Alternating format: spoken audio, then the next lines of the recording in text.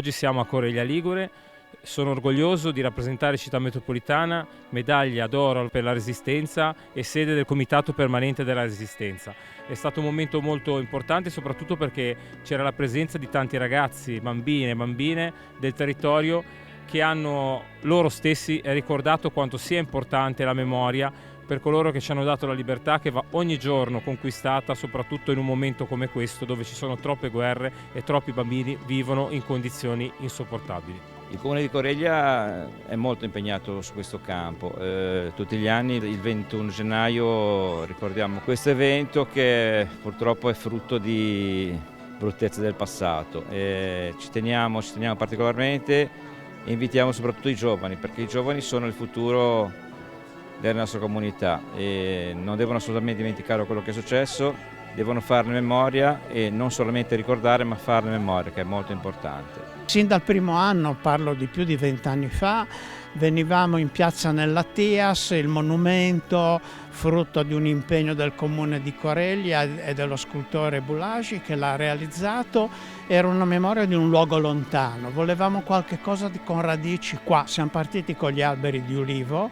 e abbiamo saturato le aiuole con gli alberi di ulivo e siamo approdati alla rosa, un fiore che può essere messo in un vaso, ma dal vaso andrà alla terra e anche lei testimonierà negli anni la presenza della memoria su questo territorio. Un momento di ricordo, però un momento anche di riflessione sul presente. Ci sono tante tragedie nel mondo, però c'è di nuovo anche un grave diffondersi di antisemitismo. Sempre quando c'è antisemitismo non è un problema che riguarda soltanto gli ebrei, è un problema che riguarda la collettività, perché vuol dire che ci sono gravi problemi interni che vengono come incanalati con una forma di sfogo attraverso l'antisemitismo. Quindi è un'inquietudine che noi sentiamo di dover condividere con la società affinché ci sia l'attenzione, l'educazione ai valori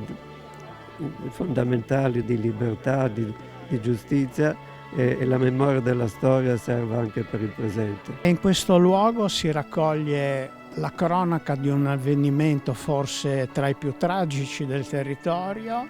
e non conoscendolo, quando abbiamo iniziato ad approcciarlo, a venire in questi luoghi dove apparentemente non c'è più niente, si dice, in realtà c'è tutto, perché la storia è custodita nei documenti, nelle carte, nelle immagini, nelle fotografie, nelle testimonianze e questo apparato documentario ha un pregio e un difetto. Dorme per decine di anni e non ci racconta niente, si risveglia se lo studioso si avvicina e incomincia a rileggerlo, ma lo studioso deve avere un'attenzione, deve girarsi e raccontare alla società nella quale vive. E da pochi mesi abbiamo un libro dell'Einaudi scritto da Carlo Spartaco Capogreco che è diventato un libro di riferimento nazionale. Ecco, Calvary è nella storia dell'Italia.